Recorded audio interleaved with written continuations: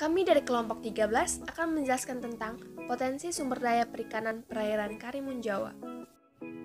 Assalamualaikum warahmatullahi wabarakatuh. Perkenalkan, nama saya Anita Sari Siagian, NIM 180302094. Ya, perkenalkan, nama saya David Kurniawan dengan NIM 170302024.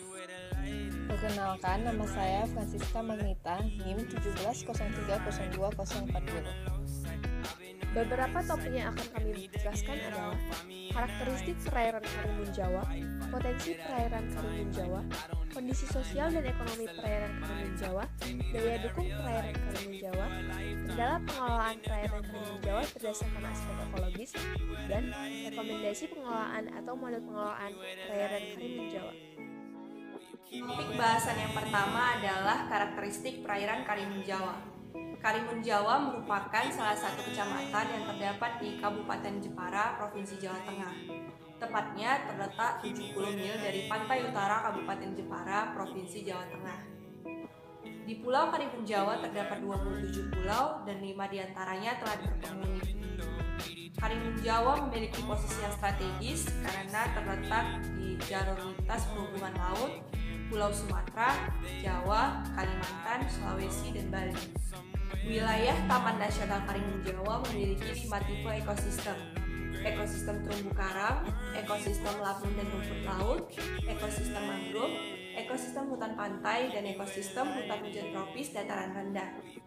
Gelombang di perairan ini tergolong cukup besar, dengan arus permukaan rata-ratanya yang berkisar 8-25 cm per detik. Topografi di kawasan Taman Nasional Karimun Jawa berupa dataran rendah bergelombang dengan ketinggian berkisar 0 sampai 506 meter. Tipe dasar perairan Kepulauan Karimun Jawa dimulai dari tepi pulau adalah pasir dan makin ke tengah mulai dikelilingi oleh gugusan terumbu karang. Ekosistem terumbu karang di Kepulauan Karimun Jawa memiliki 3 tipe, yakni Fringing Reef, Barrier Reef, dan Patch Reef. Banyak pulau-pulau kecil yang terletak di Karimun Jawa dijadikan sebagai lokasi wisata bahari karena memiliki keindahan terumbu karang dan biota laut yang sangat beragam. Saya akan menjelaskan tentang potensi perairan Karimun Jawa. Perairan Karimun Jawa memiliki kekayaan alam hayati yang beraneka ragam seperti terumbu karang, padang lamun, hutan bakau, dan hampir 400 spesies fauna laut penghuninya, serta memiliki potensi perikanan, potensi wisata bahari, dan potensi wilayah pesisir lainnya. Kepulauan Karimun Jawa memiliki sumber daya ikan yang berpotensi baik dari segi jumlah dan jenisnya.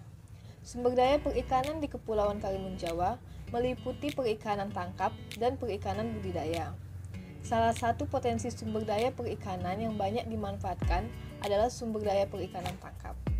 Kepulauan Karimun Jawa meliputi luas perairan yang merupakan daerah berkarang, sehingga potensi sumber daya ikan yang banyak terdapat di Kepulauan Karimun Jawa adalah sumber daya ikan karang. Terumbu karang merupakan ekosistem dinamis dengan kekayaan biodiversitas serta produktivitas yang tinggi. Secara ekologis, terumbu karang merupakan tempat organisme hewan maupun tumbuhan mencari makan dan berlindung. Ekosistem terumbu karang juga menyediakan jasa-jasa menunjang industri wisata bahari.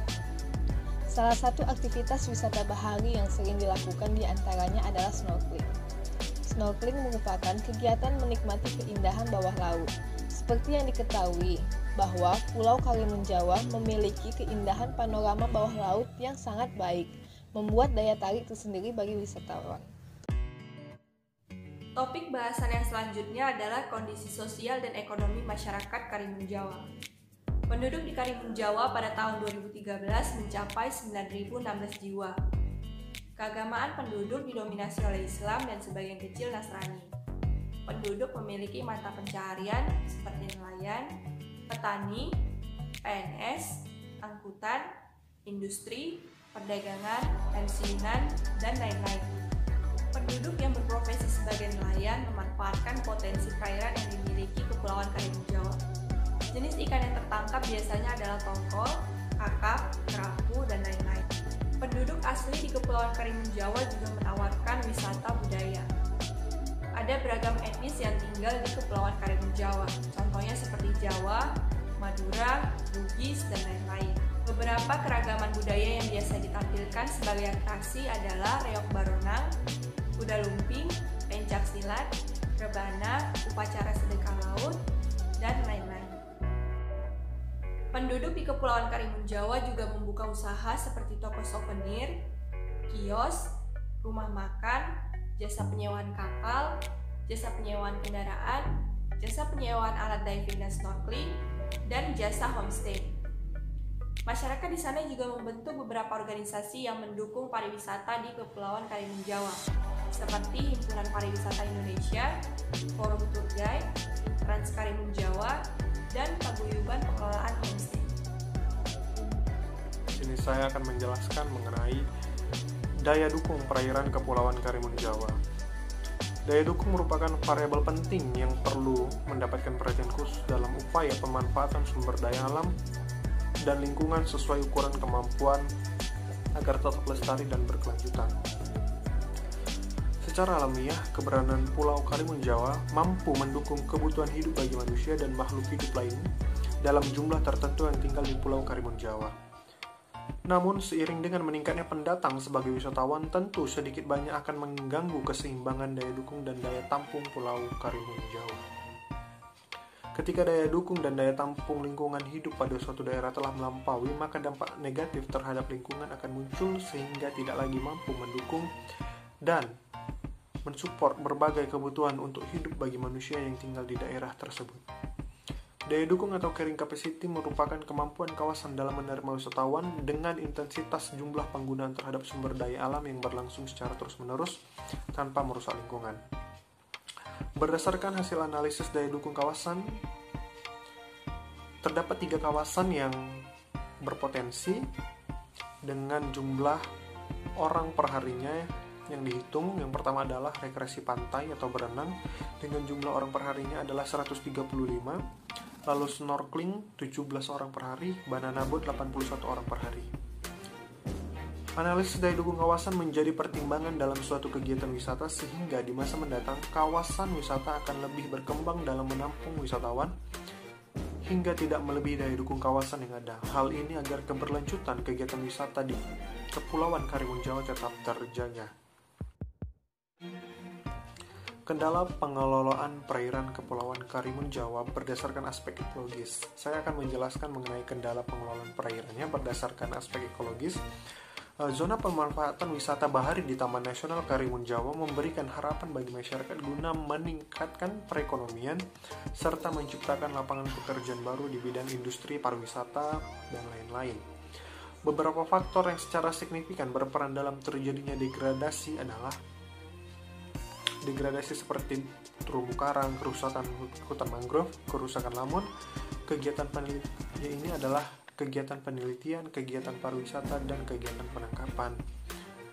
Sedangkan untuk hutan mangrove, faktor yang mempengaruhi terjadinya degradasi ekosistem adalah meningkatnya area pemukiman, bertambahnya luas tambak, kegiatan penelitian, pariwisata, dan penangkapan. Kegiatan penelitian dimasukkan menjadi salah satu faktor yang menyebabkan kerusakan ekosistem karena banyak peneliti yang tidak menerapkan protokoler yang tepat dalam mengambil sampel dan observasi lainnya sehingga dapat menyebabkan kerusakan bagi ekosistem terumbu karang, lamun, maupun itu mangrove. Kondisi terumbu karang di perairan Karimun Jawa sebagian besar telah rusak dengan kategori rusak sedang. Hal ini disebabkan oleh kenaikan muka air, kenaikan suhu global warming di mana suhu permukaan air laut menjadi tinggi sehingga menyebabkan terumbu karang tidak dapat hidup karena perbedaan intensitas ketinggian suhu. Lalu potensi ikan yang dimanfaatkan secara terus-menerus mengakibatkan kondisi perikanan di perairan Karimun Jawa juga sedikit rusak akibatnya menggunakan alat tangkap yang tidak sesuai atau tidak ramah lingkungan.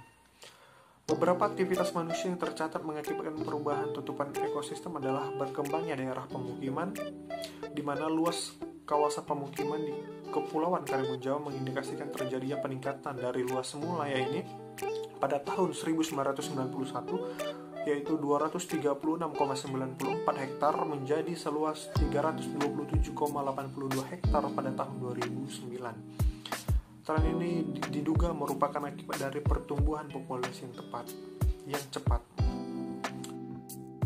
Berkaitan dengan zonasi wilayah Taman Nasional Karimun Jawa, maka diperlukan adanya penataan ruang yang jelas, yang dalam penyusunannya memerlukan konsultasi dari berbagai pihak. Dan penyusunan zonasi ini harus memperhatikan aspek lingkungan, sosial, budaya, dan ekonomi masyarakat. Selanjutnya adalah rekomendasi pengelolaan terkait terumbu karang. Salah satu cara yang dapat dilakukan untuk mencegah kerusakan terumbu karang di Kepulauan Karimun Jawa ini semakin parah adalah dengan melakukan briefing atau sosialisasi kepada wisatawan yang datang. Sosialisasi atau briefing ini dapat dilakukan dengan menggunakan dua bahasa, yakni bahasa Indonesia dan bahasa Inggris. Karena wisatawan yang datang bukan hanya dari Indonesia saja, melainkan dari mancanegara. Tentunya, program ini memerlukan bantuan dinas-dinas terkait seperti Dinas Pariwisata dan Dinas Kelautan dan Perikanan. Dinas-dinas terkait dapat bekerja sama dengan organisasi masyarakat yang ada di Karimun Jawa, seperti Himpunan Pemandu Wisata Indonesia dan Forum Brunei. Hal ini dilakukan agar program ini dapat berjalan dengan efektif dan efisien. Selanjutnya adalah rekomendasi pengelolaan sampah di Kepulauan Karimun Jawa. Diperlukan adanya penambahan TPS dan pembangunan TPA di Kepulauan Karimun Jawa. Masyarakat juga diharapkan menerapkan prinsip 3R, yakni reuse, reduce, dan recycle. Pembangunan TPS dan TPA ini membutuhkan uluran tangan dari pemerintah daerah Kabupaten Jepara dan pemerintah pusat. Menurut penelitian dari Kodrianto 2018, Balai Taman Nasional Karimun Jawa juga sudah menerapkan kegiatan atau program bersih pantai dan bersih perairan setiap sebulan sekali dengan masyarakat. Terkait masalah air bersih, PDAM di Kabupaten Jepara sudah merencanakan pengelolaan air bersih di Karimun Jawa untuk memenuhi kebutuhan masyarakat dengan dua opsi, yaitu membuat embung atau membendung teluk. Kesimpulan dari makalah yang kami kerjakan adalah: pertama, potensi sumber daya perairan di Karimun Jawa adalah ikan yang hidupnya di dalam ekosistem terumbu karang. Di antaranya merupakan kelompok ikan karang yang memiliki nilai ekonomis tinggi seperti ikan kerapu. Perairan Karimun Jawa merupakan salah satu di mana banyak ekosistem utama pulau ini adalah terumbu karang, sehingga dimanfaatkan sebagai potensi wisata bahari seperti snorkeling.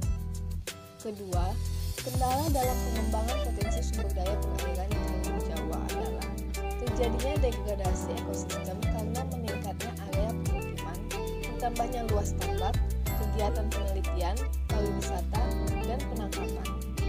Ketiga, pengelolaan potensi sumber daya perairan di Karimun Jawa dilakukan dengan memberi briefing atau sosialisasi kepada para wisatawan mengenai pentingnya menjaga keberlangsungan dan kesehatan terumbu karang di Kepulauan Karimun Jawa. Selain itu, zonasi wilayah Taman Nasional Karimun Jawa diperlukan penataan ruang yang jelas. Sekian video presentasi dari kami. Mohon maaf jika ada salah kata dan terima kasih karena telah menonton.